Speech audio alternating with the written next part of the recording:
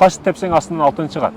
Ушундай улуу адамдар өткөн, байыган, ийгиликке жеткен. Неге? Себеби алар күнөөдөн алыс болгон. Бүгүн жаштарды карасаң, бир эле Инстаграмын, ТикТогун дагы бирдекесин заблокко салып кое албаган кыздар менен сен үчүн заблокко сала албайт.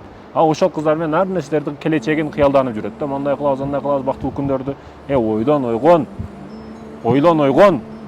Урматтуу эже карындашым, сен дагы чоң нерселерге жетсең болот. Кантип? Эң күчтүү баатыр уулду тарбиялап. Сен атың тарыхта калат, аял кишинин аты тарыхта калат. Качан? Эң күчтүү эр азаматтарды тарбия кылса.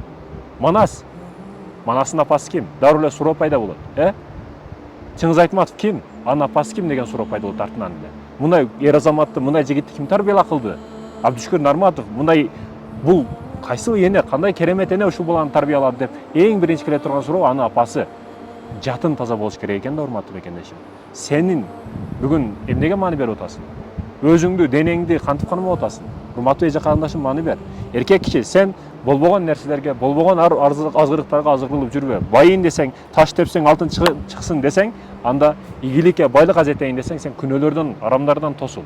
Бүгүн налый бересиң, биз качан бешеттебиз, качан жакшы үйдө жашайбыз, качан элдерге окшоп эме кылабыз, жакшы жашоодо жашайбыз, башка дей бересиң. Качан сен күнөөдөн алыс болсоң. Басаң кылган кылыктарың туура эмес, ошон үчүн сен жакшылыкка жетпей атасың. Конкрет болот, жашооң сонун болот, ийгиликке жетесиң. Ошол учурда көп нерсени көрүп, көп нерсеге жеткенден кийин күлүп дагы эстеп коесуң ошол жетпей жүргөн күндөрүңдү, бир нерсени кыялданып жүргөн күндөрүңдү ойлоп күлүп дагы каласың. Ошондуктан урматтуу жаш жигит, урматтуу эркек, бүгүн күнөөдөн алыс бол. Арамдан тыйыл. Адалы акырын келет. Адалдын напору акырын келет. Арамдыкы арканды алыс таштап коет, бир күн тартат, омурткаңды үзүп кетет. Ал учурда кеч болот.